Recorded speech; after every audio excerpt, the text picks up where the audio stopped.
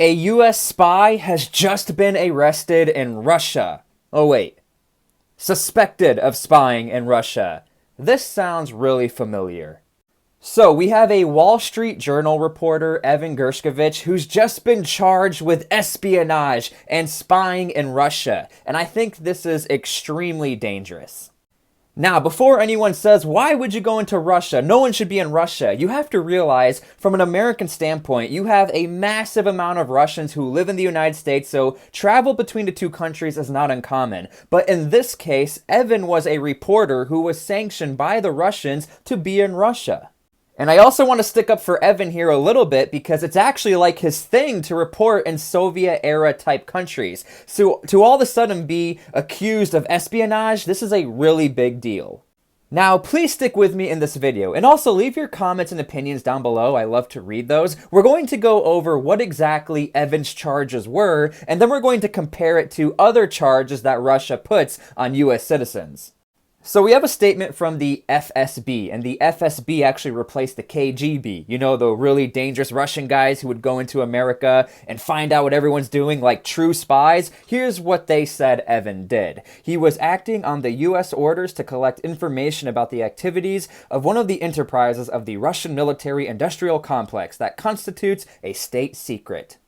Now, if you are thinking what I'm thinking, this is like the most generic statement of what your crime was. Like, he was doing something in an area that there was a secret in, so he shouldn't have been there. Thus, he's a US spy.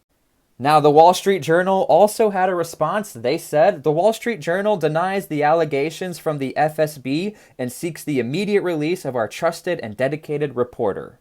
One thing we also have to realize, again, Evan was a correspondent, so he was legally sanctioned to be there by the Russians themselves. In fact, he's the first American to be charged with espionage, American correspondent, since 1986. Not the other Americans who've gone into Russia and got in trouble on false charges. This is a sanctioned American since 1986. So again, this is a rather weird and strange move by the Russians. And I'm seeing a lot of people compare this to the Paul Whelan situation, and if you aren't aware, this was another American who was charged with espionage in Russia. He's still stuck in Russia. We were trying to do a prison exchange with him, along with Brittany Griner, but that didn't work out. Again, I want to say the biggest difference is that Paul Whelan was not a verified, trusted source in Russia. He was not a journalist, because again, Russia gave the credentials to Evan. This is why this is such a bizarre case. Russia gave the credentials. It's almost like he's been set up. What's really unfortunate about all of this as well is that Russia is really starting to turn into their old Soviet communist ways,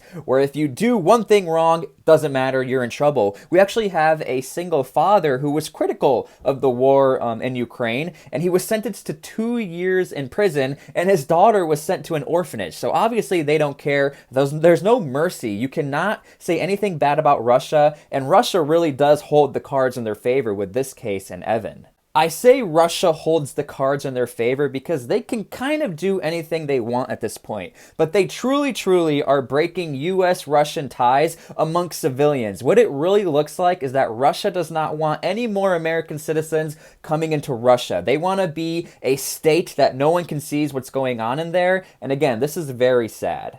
Now, many people are saying Russia might potentially try to turn this into a prisoner swap. We had the Brittany Griner case not too long ago where WNBA star Brittany Griner went into Russia, but she actually had drugs on her, so Russia had a legit case here. They didn't have to turn her over, yet they were able to do a prisoner swap with the Merchant of Death. It was a really major controversial thing in America. People were divided amongst it. Russia ended up winning from it, and a lot of people are saying this is what Russia is trying to do. Tried to create a divide amongst Americans and tried to get a prisoner swap going. So this is essentially the story. This is going to be very difficult for the United States to try and navigate and try to get Evan back. Major reason being is that espionage charges are taken super serious in Russia. We have sentences up to 20 years, and who knows if Russia's even going to honor that. Who knows if they're like, Evan was being rowdy in Russia, so we added another 20 years. Again, I think if anything, this will actually hurt Russian American positions on sending civilians back and forth amongst Russia and the United States. We can't hate too much on Evan being in Russia. He was just doing his job, and we have to remember there are a lot of Russian citizens who are American and vice versa. So this is not uncommon for travel to go back and forth from countries, but unfortunately, I may see a future where this might not happen. Something else that I have to throw out there is that Russia has proven in recent months Russia is not afraid to break the rules. They're not afraid of war crimes. They're going to do whatever it takes to convince their population that Americans are coming into our country. They're trying to spy on us, so you need to work harder, especially if the charges are so vague that a reporter was operating in an area where there was a secret. Not plural, there weren't secrets. They just said a secret in their charges. So again, this is a developing story. We don't know exactly what's going on. We don't know if this is total BS or if Evan actually did something wrong. But for the most part, most people are speculating Evan did nothing wrong because he's doing his job in Russia.